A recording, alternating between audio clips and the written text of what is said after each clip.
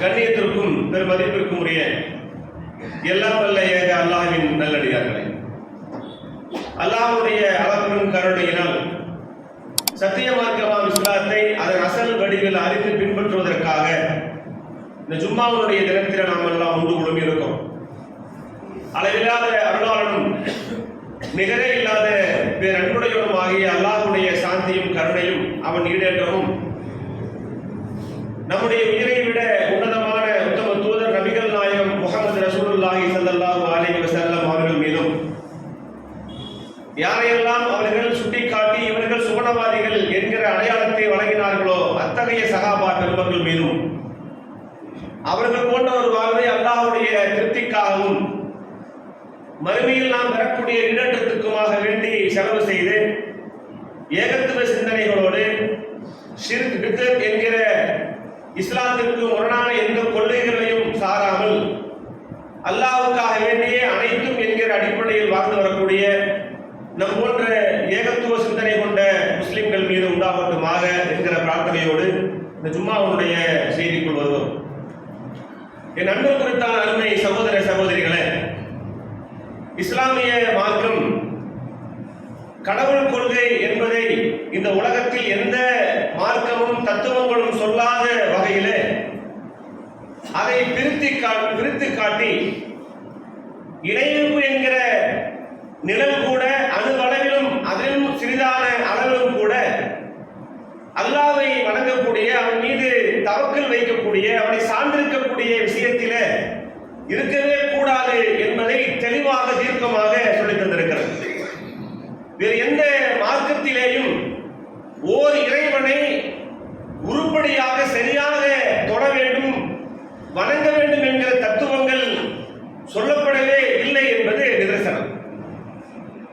அதுபோல கடவுளுக்கும் மனிதனுக்கும் இடையே இருக்கக்கூடிய தொடர்பாளர்கள், அவர்கள் மூலம்தான் கடவுளை நெருங்க முடியும் என்கிற சித்தாந்தத்தை உடைத்து தள்ளி எந்த மனிதனும் நேரடியாக தன் இறைவனிடத்திலே பிரார்த்திக்க முடியும், கேட்க முடியும், தன் அனைத்து தேவைகளையும் முறையிட முடியும் என்கிற வணக்க வழிபாட்டிலே எந்த இடைத்தரகர்களும் இல்லாத நிலையை இஸ்லாம் தவிர எதுவுமே சொல்லவில்லை.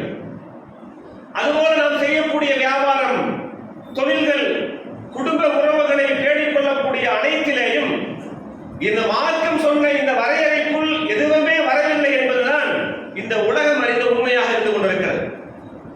அதிலும் குறிப்பாக கடவுள் என்று இருக்கக்கூடிய ஒருவருக்கு இதை பலியிட்டால் போதுமானது, அவருடைய பாவங்கள் எல்லாம் நீங்கிவிடும். கடவுள் என்று சொல்லப்படக்கூடியவர்களுக்கு தர்மங்கள் செய்தால் போதுமானது, அவருடைய முன்சென்ற எல்லா பாவங்களும் கழிந்துவிடும் என்கிற அந்த தத்துவத்திலே இருந்து விலகி ஒவ்வொருவரும் அவருடைய பணிகளுக்கும் அவருடைய பொறுப்புகளுக்கும் சரியான கூலியை நாளை மறுமையிலே இறைவன் தருவான். ஒருவன் சுமக்கக்கூடிய சுமைக்கு இனி ஒருவன் பொறுப்பேற்க மாட்டான் என்பதை இந்த மார்க்கம் தெளிவாகவும் ஆதாரப்பூர்வமாகவும் தர்க்க ரீதியாகவும் பேசி வருகிறது. அதிலும் குறிப்பாக மனிதன் தன் சக மனிதனிடத்தில் எப்படி நடக்க வேண்டும் என்கிற பண்பு நலன்களை இந்த மார்க்கம் சொன்ன மாதிரி எதுவுமே சொல்லவில்லை. அந்த பண்பு நலன்கள் என்ன, அப்படிப்பட்ட குணாதிசயங்களை நாம் எப்படி பேண வேண்டும், எதை தனித்து எதை பேணி வாழ வேண்டும் என்பதை திருமறை குர்ஆன் முழுக்க அல்லாஹ் சொல்லித் தருகிறான். தன்னுடைய வாழ்வினுடைய அனைத்து துறைகளிலேயும் அல்லாஹ்வுடைய தூதர் நமக்கு மிகச்சிறந்த முன்மாதிரியாக தேர்ந்தெடுக்கிறார்கள். லகத் கான லக்கும் ஃபீ ரசூலில்லாஹி உஸ்வத்துன் ஹஸனா லிமன் கான யர்ஜுல்லாஹி வல் யௌமில் ஆகிர் என்று அல்லாஹ்வால் இந்த தூதர் புகழ்ந்துரைக்கப்பட்டு, அல்லாஹ்வையும் இறுதி நாளையும் நம்பக்கூடியவர்களுக்கு இந்த தூதர் முன்மாதிரி, அவர்களை பின்பற்றுங்கள் என்று சொன்ன இறைவன் வ இன்னக லஅலா குலிகின் அதீம், இந்த தூதர் இருக்கிறாரே நட்பண்புகளுடைய நாயகமாக இருக்கிறார், அழகிய உலகத்தினுடைய அரசராக இருக்கிறார். இவரிடத்திலிருந்து நற்குணங்களை நீங்கள் பழகிக் கொள்ளுங்கள், பெற்றுக் கொள்ளுங்கள், அதை உங்களுடைய வாழ்க்கையிலே நீங்கள் நடைமுறைப்படுத்துங்கள் என்று அல்லாஹ் நமக்கு சொல்லித் தருகிறார். அதே இறை தூதர் அவர்கள் ஒரு கண்டறியாத அந்தக தன்னிடத்திலே வந்த பொழுது அதை புறக்கணிக்க செய்தால், கண்ணு தெரியாத அந்த நபருக்கு தெரியாது அல்லாஹ்வுடைய தூதர் என்னை புறக்கணிக்கிறாரா, முகத்தை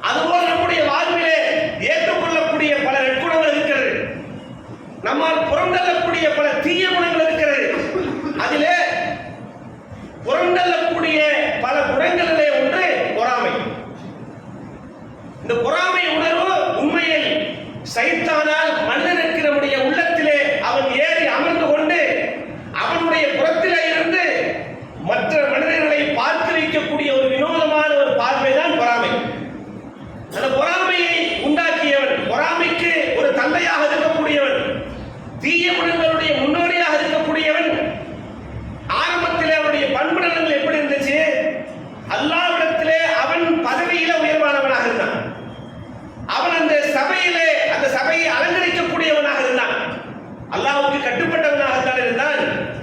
அல்லாஹ் அவர்களை அழைத்து மலக்குமார்களை அழைத்து, ஓ மலக்குமார்களே, நான் இந்த உலகத்திலே களிமண்ணால் ஒரு மனிதரை செய்து அந்த மனிதனுக்கு இன்னவை எல்லாம் கற்றுக் கொடுத்து இந்த பூமியிலே நடமாட வைக்கப் போகிறேன், என் பிரதிநிதியை உருவாக்கப் போகிறேன் என்று சொன்ன மாத்திரத்திலேயே பொறாமை உணர்வின் காரணமாக அல்லாஹ் சொன்ன கட்டளையை ஏற்க மறுக்கிறான்.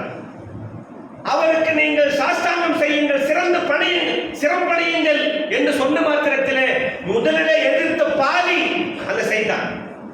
அப்படி அல்லாஹ்வுடைய கட்டளைக்கு அடிபணிய மறுத்ததினாலேயே அவன் இறைமறுப்பாளனாக போய்விட்டான். ஆதம் அலைஹிஸ்ஸலாத்து வஸ்ஸலாம் என்கிற களிமண்ணால் படைக்கப்பட்ட ஒரு மனிதரை பார்த்து சொன்னான், இவர் களிமண், நான் நெருப்பாலானவன், நான் தான் இவரை விட உயர்ந்தவனாக இருக்கிறேன், அதனால் இவருக்கு பணிய முடியாது என்று அல்லாஹ்விடத்திலே அல்லாஹ்வை நிராகரிக்கவில்லை. அல்லாஹ் இரண்டு என்று சொல்லவில்லை, பல தெய்வம் இருக்கிறது என்று சொல்லவில்லை, எதையுமே செய்யல, இணை வைக்கல. ஆனால் அல்லாஹ்வுடைய வார்த்தைக்கு கட்டுப்பட மறுக்கிறான். இப்படி கட்டுப்பட மறுத்தாலே ஒருவன் பாவி, அவன் இறை மறுப்பான் என்பதற்கு இதைவிட போதுமான சான்றே இல்லை. அப்படிப்பட்ட மாபெரும் பாவி அவருக்கு சிரம் தாழ்த்த மறுத்த காரணத்தினால இந்த இடத்தை விட்டு வெளியே போய் அல்லாஹ் அவனால் விரட்டப்படுகிறான். அதற்கு பிறகு அல்லாஹ்விடத்தில் ஒப்பந்தம் போடுறான், இந்த உலக முடிவு நாள் வரைக்கும் எனக்கு அவகாசம் கொடு. நீ அவகாசம் கொடுக்கப்பட்டவனாக இருந்தார். அப்படி என்றால் இந்த உலகத்தில் படைக்கப்படக்கூடிய அத்துணை நபர்களுடைய உள்ளத்தில் ஏறி அமர்ந்து கொண்டு உமக்கு நன்றி செலுத்தாத பாவிகளாக நாளை மறுமையிலே உன்னை சந்திக்க வைப்பேன் என்று சபதம் எடுத்து வந்திருக்கிறார். உன்னால் தேர்ந்தெடுக்கப்பட்ட உன்னுடைய அருளுக்குரிய அந்த மக்களை தவிர வேறு அனைத்துவர்களையும் நான் வழிகெடுப்பேன், அவர்கள் நன்றி செலுத்தாத பாவிகளாக உம்மை சந்திப்பார்கள் என்று அல்லாஹ்வுடைய அனுமதியின் பிரகாரம் ஒருவன் அன்றிலே இருந்து தன்னுடைய வேலையை ஆரம்பித்து விட்டார். ஆதம் அலைஹிஸ்ஸலாத்து வஸ்ஸலாம் அவரிடத்தில் வேலையை காமிக்கலையா, அவருடைய துணைவியாட்டை காமிக்கலையா? இந்த மரத்தை நெருங்காதீர்கள் என்று சொன்ன மாத்திரத்தில் அதை நெருங்க வைத்து பாவம் செய்யக்கூடியவர்களாக அவளை மாற்றவில்லையா? ரப்பனா ظلمنا انفسنا وان لم تغفر لنا وترحمنا لنكون من الخاسرين. யா அல்லாஹ், எங்களுக்கு நாங்களே அநீதி நிறுத்தி விட்டோம், நீ எங்களை மன்னித்து அருளாவிட்டால் நாங்கள் பாவிகளாகி விடுவோம் என்று அல்லாஹ்வுடைய வார்த்தையை அவனிடத்திலேயே கற்றுக்கொண்டு அல்லாஹ்விடத்திலே பிரார்த்தித்த முதல் தம்பதியர்கள் பாவம் செய்தவர்கள். யாரால்? பொறாமை உணர்ந்து இருக்கக்கூடிய என்னை விட கீழான ஒரு படைப்பை இந்த உலகத்திலே வாழ வைத்து அவர்கள் வாழ்வதை அழகு பார்க்கக்கூடிய ஒன்றை நான் விரும்ப மாட்டேன், என் உள்ளம் ஏற்றுக்கொள்ளவில்லை என்று நெருப்பால் படைக்கப்பட்ட சைத்தான் அல்லாஹ்விடத்திலே விதண்டாவாதம் செய்து கொண்டு இன்றைக்கு ஒவ்வொருவருடைய உள்ளத்திலேயும் ஏறி அமர்ந்திருக்கிறார். அதற்கு பின்னர் ஆதம் அலைஹிஸ்ஸலாத்து வஸ்ஸலாம் அவருடைய புதல்வனுக்கு மத்தியிலே பிரிவினை உண்டாக்கவில்லையா? ஒருவரை கொலை செய்வதற்கு அவன் தோன்றவில்லையா? தூண்டியிருக்கிறார். அதுபோல பாருங்கள், வரலாறு நெடுகிலேயும் இந்த பொறாமை உணர்வு என்கிற ஒன்று எவ்வளவு நாசத்தை, எவ்வளவு அழிவை தந்திருக்கிறது. தனி மனிதன் முதற்கொண்டு தன்னுடைய அண்ணன் தம்பி ஆனாலும், தன்னுடைய குடும்பத்தாரானாலும், தங்களுடைய அண்டை வீடானாலும், தங்களுடைய சார்ந்திருக்கக்கூடிய இயக்கம் ஜமாத்து என்று எவ்வளவு இருந்தாலும் சரி, அனைத்திலேயும் அடுத்தவனை சிறப்பிடித்து பார்க்கறதுக்கு நம்முடைய மனசு ஒப்புமாறு. அடுத்தவன் வளர்ந்தா பிடிக்கல, அடுத்தவன் இடமானா பிடிக்காது, அடுத்தவன் நல்ல குடும்ப அமைப்போடு இருந்தா பிடிக்காது, அடுத்தவன் செல்வந்தனா இருந்தா பிடிக்காது, அடுத்தவன் அழகா இருந்தா பிடிக்காது, அவனுடைய உடற்கட்டு பிடிக்காது, எதுவும் பிடிக்காது. இவன மாதிரி அயோக்கிய பெயர் யாரும் இல்லைன்னு மார்க்கம் சொல்கிறது. ஏன்? அல்லாஹ்வுடைய தூதரிடத்துல சில பேர் வர்றாங்க, அல்லாஹ்வுடைய தூதரே சொல்லுங்க, நான் என்னுடைய காலணியும் என்னுடைய உடையும் அழகாக இருப்பதை நான் விரும்புகிறேன். அப்படி என்று போங்க, அப்படி என்றால் நான் என்னுடைய காலணி என்னுடைய ஆடை அழகாக இருப்பது தற்பெருமையில் அடங்குமா? நான் ஆணவத்தோடு நடக்கிறேன் என்பதற்கு இதுவெல்லாம் இலக்கணமா என்று அல்லாஹ்வுடைய தூதரிடம் கேட்கிறாங்க. ஏன்? அல்லாஹ்வுடைய தூதர் ஒன்றை சொன்னார்கள், யாருடைய உள்ளத்திலே கடு அளவு ஆணவம் இருக்கிறதோ, அகங்காரம் இருக்கிறதோ, பெருமை இருக்கிறதோ, தற்பெருமை இருக்கிறதோ, இவர்கள் சூழத்தில் நுழையவே முடியாது. பெருமை இருக்கக்கூடியவன் சூழத்தில் நுழையவே முடியாது. அவன் எவ்வளவு பெரிய அல்லாமா இருந்தாலும் சரிதான், தௌஹீதுல பழம் தின்னு கொட்ட கொட்டவனா இருந்தாலும் சரிதான், அவன் அல்லாஹ்வுக்கு இந்த பண்பு வேற. அல்லாஹ் சொல்றான், உனக்கு தற்பெருமை இருக்கிறதா, ஆணவம் இருக்கு, அகங்காரம் இருக்கா, ஈகோ இருக்கா, நீ சொர்க்கத்தில் நுழைய முடியாது. அதை கேட்டு பயந்து சஹாபிகள் கேட்கிறாங்க, அல்லாஹ்வுடைய தூதரே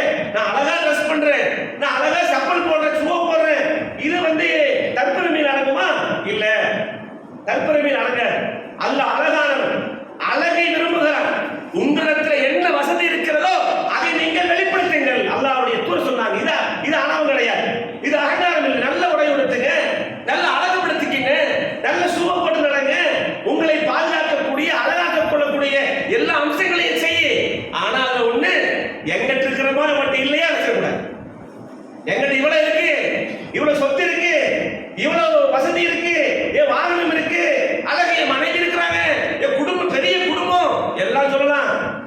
உனக்கு இருக்கா கேட்கக்கூடாது. இப்படி கேட்டானா உலகத்தில் இவன மாதிரி அயோக்கிய பையன் எவனும் இல்லை. சொல்றது அல்லாஹ்வுடைய தூதர் சொல்கிறார்கள். பெருமை என்பது என்ன தெரியுமா? ஆணவம் என்பது என்ன தெரியுமா? பொறாமை என்பது என்ன தெரியுமா?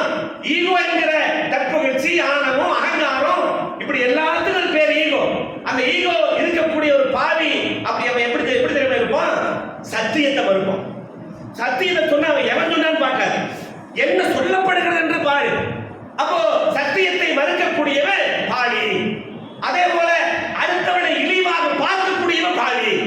அடுத்தவனை இழிவாக பார்க்கறதுக்கு நீ யாரு? அவன் அல்லாஹ்வுடைய படைப்பு இல்லையா? அவன் வறுமையில் இருந்தா உனக்கு என்ன நஷ்டம்? அவன் நல்ல ட்ரெஸ் பண்ணா உனக்கு என்ன கோபம் வருது? அவனுக்கு அல்லாஹ் நாடி இந்த உலகத்தில் ஒரு பதவியை கொடுத்தா உனக்கு என்ன பயம் வருது? நீ நீ கஷ்டப்படு, இந்த மார்க்கத்திற்காக நீ பாடுபடு, இந்த சமுதாயத்தில் தலைவனா மாறு, எல்லாம் இரு. இவனுக்கு போய் தலைவர் பதவி கொடுத்துட்டீங்களே என்று உனக்கு கேட்பதற்கு என்ன அதிகாரம் இருக்கிறது? உனக்கு அப்படி கேட்கலாமா? முதல்ல இப்படி கேட்பது இந்த உலகத்தை தரம் கெட்ட ஒரு தேர்வோ ஒரு மனிதன் இருக்கிறான் என்று சொன்னால் இவனை பார்த்துங்க, அல்லாஹ்வுடைய தூதர் சொல்கிறார்கள். அப்ப சத்தியத்தை மறுப்பதும் அடுத்தவனை இழிவாக பார்ப்பதும் ஒரு மனிதன் கேடு கெட்டவன் என்பதற்கு உதாரணம். அல்லாஹ்வுடைய தூதர் சொல்கிறார். அப்ப அடுத்தவனை பார்த்து விமர்சனம் செய்வதற்கும் அடுத்தவனை பார்த்து அவன் எனக்கு கீழே தான் என்பதற்கும் என்ன யார் உதாரணம்? சைத்தான் தான் உதாரணம். சைத்தான் அப்படி இருக்கானா? இந்த சைத்தான் தான் யூசுப் நபியுடைய புதல்வருடைய வேலைக்கு அம்சம். அண்ணன் நபி எல்லாம் ஒன்னா ஒரு குடும்பமா ஒண்ணு மண்ணுமா இருக்கிறாங்க. அந்த ஒரு கனவை தன்னுடைய தந்தை சொல்றாரு. யாரு? யூசுப் அலைஹிஸ்ஸலாத்து வஸலாம் சொல்றார். இதுக்கான யூசுஃப லி அபீஹி யா அபதி இன்னி ரஅய்துஹும் அஹத அஸர கௌகபா வஷ்ஷம்ஸ வல் கமர் ரஅய்துஹும் லி சாஜிதீன். அவர் சொல்கிறார், என் தந்தையே, என் அன்பு தந்தையே, 11 நட்சத்திரங்கள், ஒரு சூரியன், ஒரு சந்திரன் எனக்கு நான் கனவிலே கண்டேன், எனக்கு அவைகள் எல்லாம் சாஷ்டாங்கம் செய்கிறது. அவர் சொல்றார், 11 நட்சத்திரங்களும் சூரியனும் சந்திரனும் எனக்கு சாஷ்டாங்கம் செய்கிறது என்று தன் நுபுவத்தை, நபித்துவத்தை அவர் வெளிப்படுத்துகிறார். அவருக்கு தெரியாது. அல்லாஹ்வுடைய தூதரான யாக்கூப் நபி சொல்கிறார், சரியாக புரிந்து கொண்டு சொல்கிறார், அல்லாஹ் உனக்கு தந்த அருள் இது, உனக்கு தந்த பதவி இது, ஆனா இத உன் அண்ணன் நபியிடம் சொல்லிடாத. அவர் சொல்கிறார், கால யா புனைய லா தக்குசுஸ் ருபையாக்க அலா இஹ்வதிக ஃபயகீது லக கைதா. அவர் சொல்கிறார், இத கால யா அபி யா புனைய லா தக்குசுஸ் ருபையாக்க அலா இஹ்வதிக ஃபயகீது லக கைதா இன்ன ஷைத்தானில் இன்சானி அதுவும் முபீன். அவர் தெளிவாக அழகாக எவன் உனக்கு எதிரி என்பதை அழகா சொல்லிடுறார். அவர் விளங்கக்கூடிய பண்பு நலன்கள் அறியாத சிறுவராக இருக்கும் பொழுது அவர் சொல்றாரு, இப்படிப்பட்ட ஒரு பாவி உங்கள் அண்ணன் தம்பி வடிவில் சுத்திட்டு கிடக்கலாம். யாரு? சைத்தான். இன்ன ஷைத்தானில் இன்சானி அதுவும் முபீன். மிக தெளிவான, மிக ஆச்சரியகரமான, மிக அபாயகரமான ஒரு எதிரி, ஒரு பேராபத்தானவன் உன்னோடு இருக்கிறான். உன் அண்ணன் தம்பி கூட வருவான். அவன் சைத்தான். அவன் மனிதனுடைய பெரும் எதிரியாக, தெளிவான தீர்க்கமான எதிரியாக இருக்கிறான். அதனால உன் சகோதரத்திலே இந்த கனவை சொல்லாதே. அவர்கள் உமக்கு எதிராக கடும் சூழ்ச்சி செய்யக்கூடியவனாக இருக்கிறான். அந்த சூழ்ச்சியை செய்யக்கூடியவனாக சைத்தான் இருக்கிறான். அவன் மனிதனுடைய பகிரங்கமான எதிரி என்று நம்முடைய பிள்ளைக்கு சொல்லிக் கொடுக்கணும். நம்முடைய நாம் பெற்ற பிள்ளைக்கும், பெண் பிள்ளைகளுக்கும், ஆண் பிள்ளைகளுக்கும் சொல்லிக் கொடுக்கணும். இந்த உலகம் எப்படிப்பட்டது, உலகம் உன்னை எப்படி பார்க்கும், நீ பெண்ணாக இருந்தால் உன்னை எப்படி பார்க்கும், நீ ஒரு ஆணாக இருந்தால் உன்னை எப்படி பார்க்கும், நீ செல்வதும் வருவதும் படிக்க போவதும் மதரசாக்கு போவதும் ஊருலகத்தில் கல்யாணம் கட்சி நல்ல இடத்துக்கு போவதும் எல்லாம் இந்த உலகம் உன்னை பார்த்து கொண்டிருக்கிறது. உன்னுடைய ஒழுக்கத்தை பற்றி பார்த்து கொண்டிருக்கிறது. உன் பேச்சு, நடவடிக்கைகள், உன்னுடைய அணுகுமுறைகள், உன்னுடைய குடும்ப பாரம்பரியம் அனைத்தையும் இந்த உலகம் பார்த்து கொண்டிருக்கிறது. இந்த சைத்தான் அதன் மூலமாக தீய விஷயங்களை விதைத்து விடுவதற்கு தயாராக இருக்கிறான். இவற்றையெல்லாம் பார்த்து நடக்க வேண்டும். நம்முடைய பெண் பிள்ளைகளுக்கும் ஆண் பிள்ளைகளுக்கும் இதை சொல்லிக் கொடுக்க கடமைப்பட்டிருக்கிறோம். தெரியுமா? பொறாமை வரும். என் புள்ள நீட்ல பாஸ் ஆயிடுச்சு, உன் புள்ள என்று கேட்கக்கூடாது. நான் உன் புள்ள தோத்தா என்ன ஜெயிச்சா என்ன, உனக்கு என்னப்பா நஷ்டம்? நமக்கு என்ன நஷ்டம் வந்து விட போயிடுது? அடுத்தவன் கோடியை சம்பாதித்தால் நமக்கு அதில் என்ன நஷ்டம் வந்து விட போயிடுது? இவனெல்லாம் கோடியை சம்பாதிக்கலாமா? இவன் வேலை வச்சு கட்டிடலாமா? இவன் அடிதா ஷூ போட்டுடலாமா?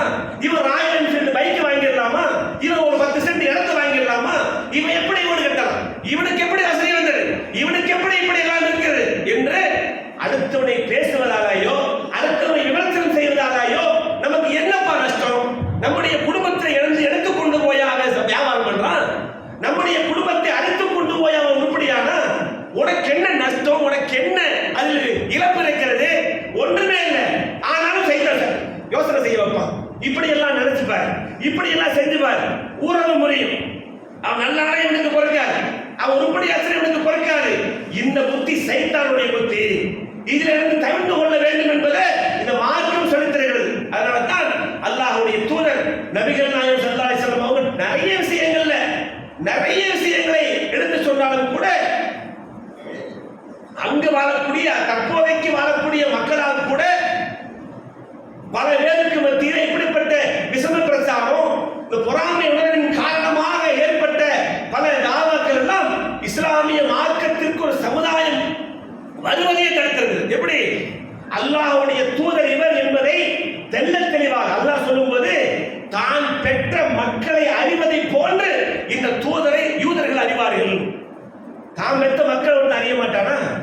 தனக்கு எத்தனை மக்களோ அது சூழல இருக்கா இல்லையா, அது ஒன்றுக்கு மேற்பட்ட மனைவினா அந்த பொண்டாடிக்கு எவ்வளவு மக்கள், இந்த மக்கள் இந்த மனைவிக்கு எவ்வளவு மக்கள் தெரியாத ஒருத்தனுக்கு அதை கூட தெரியாத லூசுகளா பைத்தியமா இல்லையே.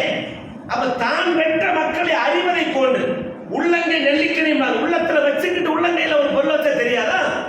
இது மாதிரி இவர் அல்லாஹ்வுடைய தூதர் தான் என்பதை அவர் அறிவார்கள். ஆனால் ஏத்துக்க மாட்டார். ஏன்? என்னுடைய ஜாதியில வரணும், என்னுடைய இனத்துல வரணும், என் யூத குலத்துல வரணும், அதுதான் எங்களுக்கு போடப்பட்டிருக்குது, அவங்களை தான் பின்பற்றுவோம் என்று எதனால மறுத்தான்?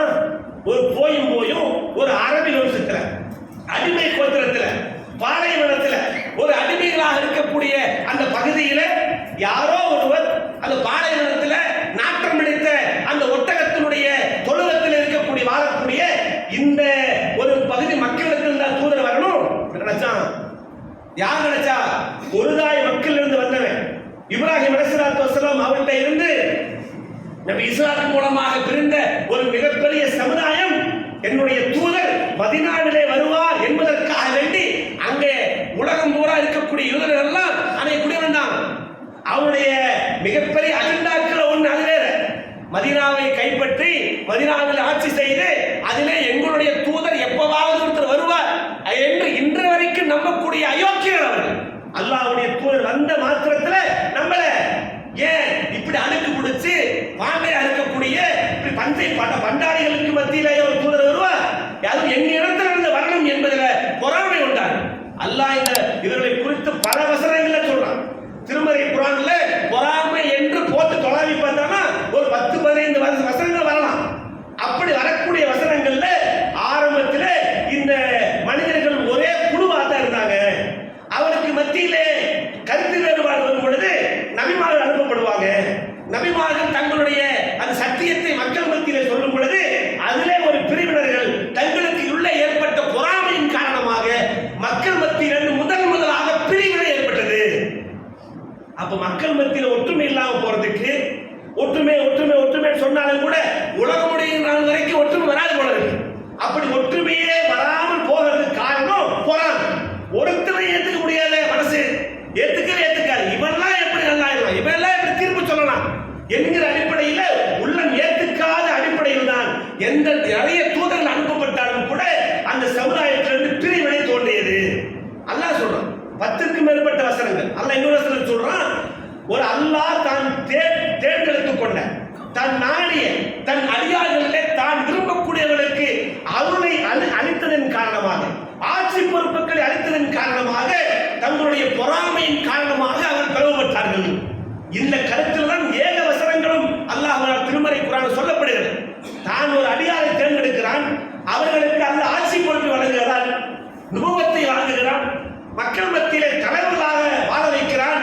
இப்படியெல்லாம் இருக்கும் பொழுது அவர்களை எதிர்த்து முரண்பட்டு பொறாமையின் காரணமாக மாறி போயிடும். இதுக்கு ஒரு உதாரணம் என்னன்னா, தாவூத் அலைஹிஸ்ஸலாத்து வஸலாம் நபியா இருக்கிறார். அந்த மக்கள்கிட்ட அவர் என்ன சொல்றாரு, நீங்கள் அல்லாஹ்வுடைய பாதையிலே உங்களை போருக்காக வேண்டி அழைத்தால் நீங்கள் வருவீங்களா மாட்டீங்களா? வருவோம். என்ன காரணம்? எங்கள் குடும்பத்தை நாங்கள் வசிக்கக்கூடிய வீடுகளில் இருந்து இவர் வெளியேற்றி விட்டார். நாங்கள் வசிக்கக்கூடிய அந்த தெருவில் இருந்து வெளியேற்றிட்டான், நாடு நடத்திட்டான். எங்கள் பிள்ளைகளை பிரித்து விட்டார்கள். நாங்கள் ஏற்றுக்கொண்ட மார்க்கத்தை கைவிட சொன்னார்கள். இதற்காக வேண்டி நாங்கள் எதிரிகளை சந்திக்க வேண்டாமா? நாங்கள் எதிரிகளோடு யுத்தம் செய்ய வேண்டாமா? நீங்கள் கூப்பிட்டால் நாங்கள் வருவோம் சொன்னாங்க. இப்படி எல்லாம் ஆர்வமா இருக்கானே, இவனை எல்லாம் கூட்டிட்டு போய் ஜெயிச்சிடலாம் என்று சொல்லி அந்த நபி படையை திரட்டிக்கிட்டு அப்ப சொல்றாங்க, எங்களுக்கு நபின்னு நீங்க இருக்கிறீங்க, எங்களுக்கு அரசரை ஏற்படுத்துங்க, ஒரு மன்னர் ஏற்படுத்துங்க. தாவூது நபி அது வரைக்கும் அரசர் ஆகல, ஒரு படை வீரரா இருக்கிறார், நபியா இருக்கிறார். அந்த தாவூது நபி சொன்ன உடனே அப்படியா சரி, அல்லாஹ்வினால் ஒரு ஆதாரம் வரட்டும், ஒரு பெட்டகம் வரும், அந்த தாவூத் என்கிற ஒரு பெட்டகம் வரும், அதுல அல்லாஹ் உங்களுக்கு அத்தாட்சிகளை தருவான் என்று சொல்லி ஜாலூத் என்கிற ஒரு தாலூத் என்கிற ஒருத்தரை மன்னராக அறிவிக்கிறார்.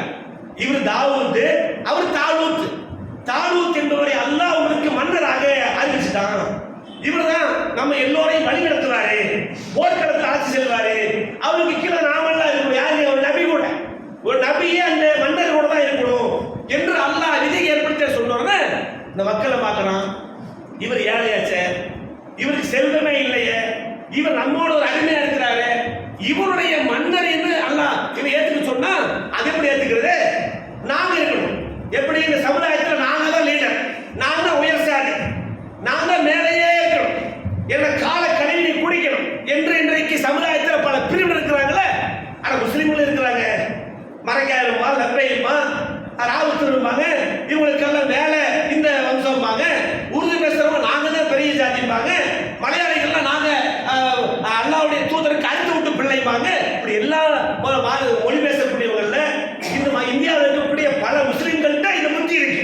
அதனால இவர் பெரிய ஐயர் மாதிரியும், அவர் வந்து சாக்கடை மாதிரியும், இப்படி எல்லாம் அந்த மனநிலை நம்ம மக்கள்கிட்ட இருக்குதான் செய்யும். இது மாதிரி தாலூத் அவர்களை மன்னராக நியமித்ததற்கு வந்து எதிர்ப்பு தெரிவிக்கிறேன். ஏன் ஜாதியிலிருந்து வரலையே, ஏன் ஏன் பேசக்கூடிய மொழியிலிருந்து வரலையே, இவர் எப்படி அல்லாஹ் ஒரு மன்னராக அறிவிக்கலாம் என்று சொல்லி குறைச்சு கொடுத்துட்டு இருந்தான். வாங்க போய் எல்லாம் ஊருக்கு படை திரட்டிக்கிட்டு போருக்கு போன உடனே என்ன செஞ்சாங்க, இவரை மன்னராக அறிவிச்சுட்டாங்க, இது போயிட்டு ஆகணும் என்று போகும் பொழுது உள்ளத்துக்குள்ள போறாங்க, வெளியே ஏத்துக்கிட்டாச்சு. என்ன செய்வான்? நிம்மதியா இருக்க முடியுமா? நிம்மதியா இருக்க எதை சொன்னாலும் கேட்க மாட்டேன், குண்டாமண்டியா பண்ணும். அது ஒரு ஆறு வருது, ஒரு ஆறு வரும்போது சொல்றாங்க, ஒரே ஒரு கையை குடிச்சுக்க, அதுக்கு மேல குடிக்க கூட, இதை குடிச்சா அதுக்கு மேல குடிச்சானா அல்லாஹ்வுடைய அந்த ஒரு அறிவுரையை மறுத்த குற்றமும் ஒரு மன்னர் என்கிற அடிப்படையில் சொன்ன விஷயத்தை மாறுபாடு செய்வதாக ஆகும் என்று சொல்லி உத்தரவு போடுறாங்க. நீங்கள் ஒரு சிறங்கு ஒரு கை எடுத்து குடிச்சுக்கலாம், அவ்வளவுதான். அதுக்கு மேல குடிக்க சொன்னாங்கன்னா முடா குடியின் மாதிரி உட்கார்ந்து எல்லாம் குடிச்சு வயல்லே குடிச்சிட்டான். அப்புறம் என்னாச்சு, எங்களுக்கு சக்தி இல்லப்பா, ஒண்ணுமே சண்டை போட முடியாது, நீயும் படையும் போய் சண்டை போடுங்க. அப்பதான் அல்லாஹ் அறிவிக்கிறான், பாவிகளா இப்படிதான் இருக்கும். ஏத்து உள்ளத்துல பொறாம, இவனுக்கு போய் கட்டுப்படுறதா, இவனுக்கு போய் நான் விசுவாசம் இருக்கிறதா, இந்த ஜமாத்துல வேற இதெல்லாம் இருக்கும், ஜமாத்து அமைப்பு கட்சி எல்லாம் ஆகட்டும், எல்லாத்துக்கும் அந்த நோய் இருக்குதானே. அப்ப கட்டுப்படுறத மறுக்கிறதுக்குன்னா கட்டுப்பட்ட மாதிரியே காமிப்பான், வேலையை செய்ய மாட்டான். இப்படி இந்த கூத்து தான் தாவூத் நபி, தாவூத் என்கிற மன்னருக்கு கீழே இந்த மக்கள் கலந்துச்சு, எல்லாம் வயிறு மட்டும் தண்ணியை குடிச்சுக்கிட்டு எங்களுக்கு இன்றைக்கு சண்டை ஒரு சக்தி இல்லை, நம்ம சமுதாயத்தினுடைய பொழப்பை எடுத்தாங்க, யாரும் கட்டுப்பட மாட்டான், தானும் செய்ய மாட்டான், செய்யணும்னு விட மாட்டான், தானும் எடுக்க மாட்டான், தள்ளியும் எடுக்க மாட்டான். இந்த மாதிரி இந்த சமுதாயத்துடைய சாபக்கேடு யாரும் கட்டுப்படுதல் என்கிற ஒன்று சமுதாயம் 90% பார்க்கிறோம் இல்லை. இப்படி வந்து ஏன் என்ன காரணம் போறான், இவன் சொல்லி கேட்கிறதா, இவன் சொல்லி நாங்கள் பேசுறதா என்ற பொறாமை உணர்வு தான் காரணம். அது நிறைய விஷயங்கள் சொல்லலாம். அல்லாஹ் கடைசியில சொல்றான் தெரியுமா, 2 சூறாக்கள்ல இந்த மனுஷனுடைய சுபாவத்தையும் சைத்தானுடைய சுபாவத்தையும் அல்லாஹ் சொல்லிட்டு நிறைய விஷயங்கள் பேசுகிறார்கள் கூட மனுஷனுக்கு என்ன தேவை, எப்படி இருக்கணும் அல்லாஹ்வுடைய சொல்றாங்க. ஒரு மனிதர், ஒரு இறை நம்பிக்கையாளருடைய நிலையை பார்த்தா ரொம்ப ஆச்சரியமா இருக்கு. என்ன ஆச்சரியம் என்று சொன்னால், ஒரு இறை நம்பிக்கையாளர் தனக்கு துன்பம் ஏற்பட்டார், தனக்கு துன்பம் எப்படியாவது வாயில அவதூறு செலுத்துவான், புறம் பேசுவான், தன்னுடைய இமேஜை ஸ்பாயில் பண்ணுவான், அவனுக்கு இருக்கக்கூடிய அந்தஸ்தை சமுதாயத்தில் இல்லாம பண்ணுவான், எல்லாத்திலையும் கூட்டம் கூடி பேசுவது இல்லாமல் ஒழிச்சு கட்டுறதுக்கு வேலையை பார்ப்பான். இப்படி எல்லா பிரச்சனையும் வரும், வறுமை வரும், தொழில நஷ்டம் உண்டாகும், எந்த காரியத்தில் தன்னை தோல்வி, எதை பேசினாலும் யாரும் காது வந்து கேட்க மாட்டான், ஏன் நம்ம ஒரு மனுஷனாவே ஒரு பொருட்டாவே மதிக்க மாட்டான், நம்ம வந்தா கூட மூஞ்சி திருப்பிட்டு இருப்போம், எல்லா கஷ்டமும் ஒரு மனுஷன். இந்த கஷ்டங்கள் வரும் பொழுது அல்லாஹ்வுடைய சொன்னாங்க, ஒரு இறை நம்பிக்கை அப்படித்தனமா இருக்கணும். அவருடைய நிலையை பார்த்து ஆச்சரியமா இருக்கு. என்ன கேட்டா, தனக்கு ஒரு கஷ்ட நஷ்டம் வரும் பொழுது அவன் பொறுமையை மேற்கொள்கிறான், எதையும் சொல்ல மாட்டான், அவனை மாதிரியே இவனும் செய்ய மாட்டான், அவன் புறம் பேசுறான் நானும் பேச சொல்ல மாட்டான், அவன் அமனத்தை பால் படிச்சுட்டா நானும் பண்ணுவேன்னு எதிர்த்து நிற்க மாட்டான், ஏன் குறைய சொல்லிட்டானா நான் விடவே மாட்டாங்க என்ன நிற்க மாட்டான், அவன் பொறுமையா இருப்பான். அவன் கஷ்டம் வந்தாலும் பொறுமையா இருப்பான், அல்லாஹ்வை சார்ந்து இருப்பான். அவருக்கு ஒரு சந்தோஷமான செய்தி வருது. இன்னைக்கு வந்து ஒரு சந்தோஷம் வந்து தலகால முடியாது தானே. தனக்கு ஒரு சைட்ல வியாபாரம் பண்ணி ஒரு 10 லட்சம் கிடந்தானா இந்த உலகத்தை அவன் தான் கோடீஸ்வரர் மாதிரி காட்டும். உடனே புள்ள மக்கள் எல்லாம் கூட்டிட்டு போய் டூர் போறது, பெரிய ஹோட்டல்ல போய் சாப்பிடுறது, ஒரு காரை புக் பண்ணி ஊர் ஊரா சுத்துறது, இதெல்லாம் நம்முடைய பழக்கத்துல ஒண்ணு இருந்துட்டு போகணும். ஆனா இப்படி வந்து ஒரு சந்தோஷம் ஏற்பட்டால் அவன் என்ன செய்வான்? அல்லாஹ்வுக்கு எல்லா புகழும், அல்லாஹ் எனக்கு ஒரு சந்தோஷத்தை, ஒரு மகிழ்ச்சியை, ஒரு லாபத்தை எல்லாம் தந்து என் நல்லபடியா வாழ வைக்கிறான், அல்லாஹ்வுக்கே புகழலாம் சொல்லி அதை பெருமை கொள்ள மாட்டான். அவன் சாந்தமாக சாந்த சொரூபியாக அல்லாஹ்விடத்தில் தன்னுடைய அனைத்தையும் ஒப்படைத்தவனாக போவான். ஆனா ஆச்சரியமா இல்ல, இவன் ஒரு கஷ்டம் வந்தாலும் பொறுமையா இருக்கான். அவனுக்கு நிறைய நியமத்துக்களை அல்லாஹ் வாரி கொடுத்தாலும் அவன் பொறுமையா இருக்கிறானே. இந்த ஒரு பண்பு யாருக்கும் கிடைக்காது, இறை நம்பிக்கையாளை தவிர என்று அல்லாஹ்விடத்தில் சொல்றான். இந்த பண்பு வேண்டாம்.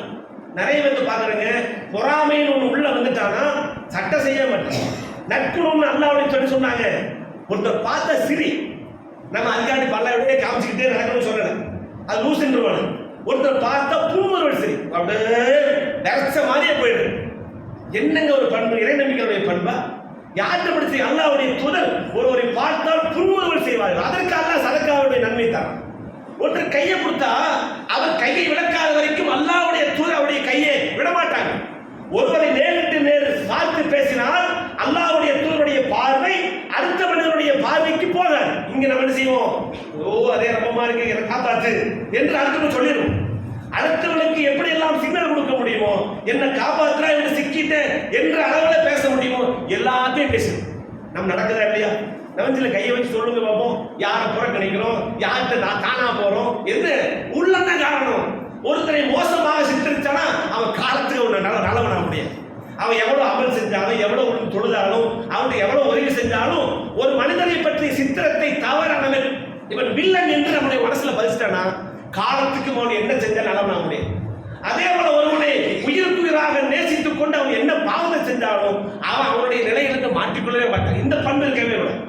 இந்த பண்பு நம்மளுக்கு இருக்கக்கூடாது. அதனால்தான் அல்லாஹ்வுடைய தூதரும் இதற்கு சிறந்த தீர்வாக நாம் எல்லாம் அடிக்கடி ஓடக்கூடிய, நாம் மனப்பாடம் செய்து வைத்திருக்கக்கூடிய எல்லா தொழுகையாளர்களுக்கும் இந்த சூறா நல்லாவே தெரியும் என்கிற அடிப்படையில் குல் அஊது பிரபில் ஃபலக், குல் அஊது பிரபின் நாஸ், 2 சூறாக்கள் நமக்கு நல்லா தெரியுமில்ல.